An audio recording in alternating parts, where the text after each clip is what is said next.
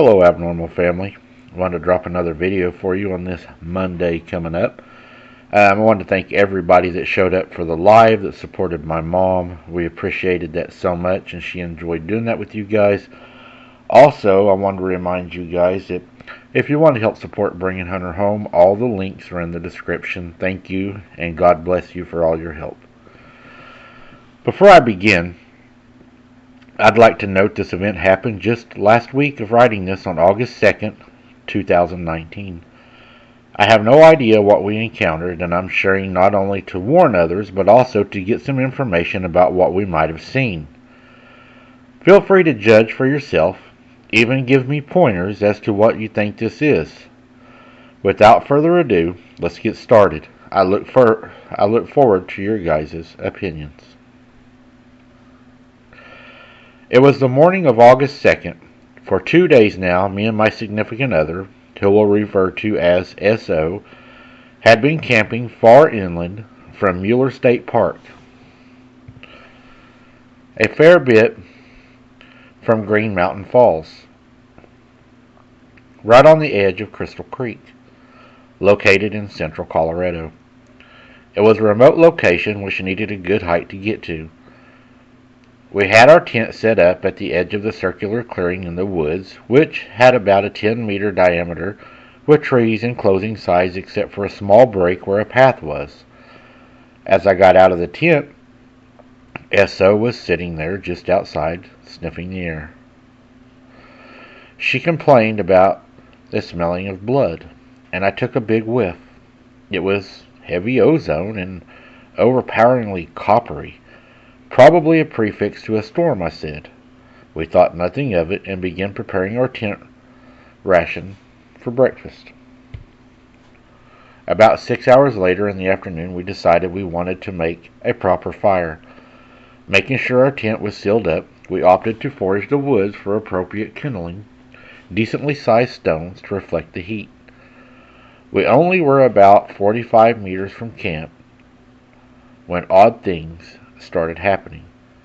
At this point, the coppery smell was completely faded, and so when it came back suddenly, we noticed right away the air grew heavy as the smell became overpowering. Me and SO both tried to cover our noses with our shirts, but it really didn't help.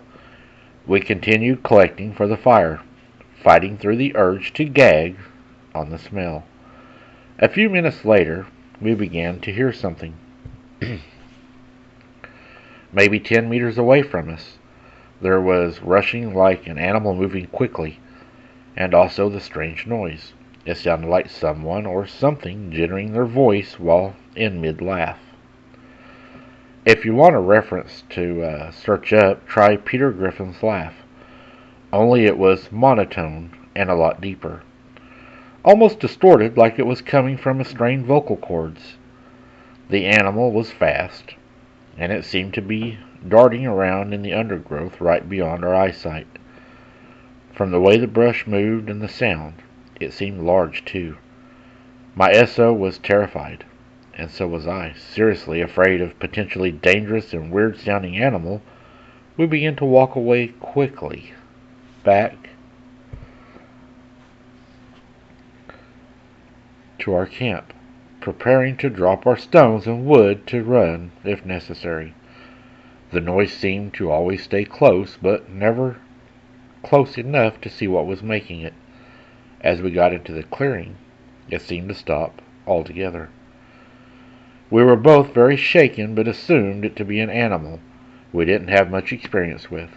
We didn't lose much of our material on the rush back, so we began assembling a small fire. The rest of the afternoon was uneventful, and when it came night, we headed inside before it got too dark. A while after, we fell asleep, maybe around 2 in the morning. SO got up, and I woke up as I heard her crawling out of the tent.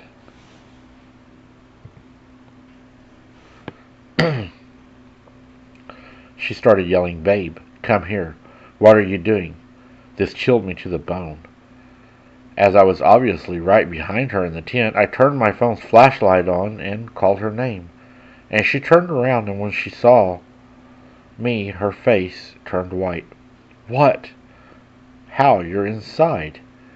You just called my name from outside the tent. She grew even more pale and started shaking, and I knew she was terrified.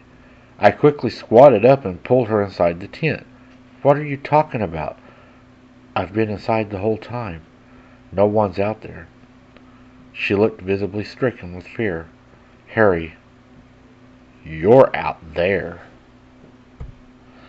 I was beyond scared. She was completely convinced that someone who sounded just like me was calling to her from the woods.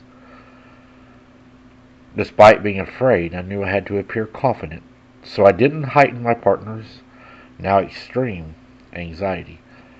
I grabbed a flashlight and a small hunting knife from my backpack. I really am not skilled with weapons, but I thought it might be intimidating enough to ward off whatever was out there, especially if it was just some people trying to scare us for fun. I calmed her down, telling her everything would be fine, and I'd go check the left of the tent. Flashlight and knife in hand, I still regret not staying there and sleeping the night away. When I exited into the clearing, I did a quick scan with my flashlight and saw nothing. Then, looking down, I noticed something odd. All the stones around the fire pit were moved, thrown about the camp clearing in seemingly random order. When I noticed this, I bent down to pick up one of the stones. It was extremely hot to the touch, despite the fire being out for a few hours. As I kneeled examining the stone, the copper smell suddenly filled my nostrils again, far, far stronger than any time previous, and I heard a voice from right in front of me in the darkness, opposite of the direction of the tent. In my exact voice and inflection, it spoke the words I said to my SO seconds before. Don't worry, honey. Everything is fine. Sudden cold came over me. The type of cold that washes over you when you know you've really messed up. Without thinking, I raised my flashlight up. There stood the most horrific animal, if you could even call it that I'd ever seen. It was huge. I stand about 5'10", and this thing had at least 2 feet on me. It looked like an extremely decayed, tortured elk, but it had a far longer body, like that of a horse, and it was standing on 2 legs. Parts of the skin were missing, and it had the distinctive carven skull formation. Its body was draped in a loose, brown, dirty tarp, and it was extremely skinny, with skin and flesh missing around the ribs completely. I didn't dare examine it more. I began to inch backwards, breathless and nearly paralyzed, and then the beast suddenly emits a blood-curdling, high-pitched scream and sprints out of the clearing. I heard leaves rustle and branches break for a good few minutes before it finally left. Finally, I returned to the tent, trying to calm myself. My SO was on the verge of breaking down, and so, naturally, I didn't tell her the truth. I said I saw a deer in the camp and it must have scared it enough to let it out a scream. I reiterated that there was nothing outside to be afraid of, and we both went to sleep, or tried to, anyway. I'm pretty sure both of us spent the entire night pretending to rest, all the while terrified of every stray noise we'd hear outside of the tent. As soon as daylight struck, we packed up and left, and as we did, I got a good look at the pattern of the stones we're in. They created a narrow arch that perfectly resembled a crescent moon, bending around where our tent was as its axis. Suffice to say, I've never been more terrified than in the night in the woods. But on our way out, it got a little stranger. We smelt the smell again, and I thought, oh my God, not another encounter. And as we went up the trail back to our tent, there it laid, the same creature I had seen in our tent.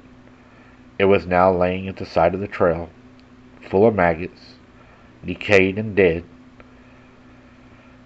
Was it its last night on this earth? What was it doing in our camp? Was it dying? Surely it was, because now it's dead. It's laying there. You can tell it's totally dead.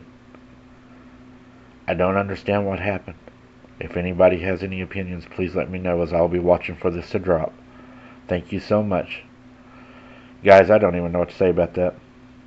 That's a very interesting story. I'm not sure what he saw a Wendigo maybe, but definitely something was going on out there, and I'd have been packing up getting out of there too. I want to thank you guys for listening to this drop. There'll be more coming. And again, keep your head on a swivel. Don't be something's dinner. And if something comes into your camp and you start smelling a coppery smell, you might want to pack your tent up and leave that night.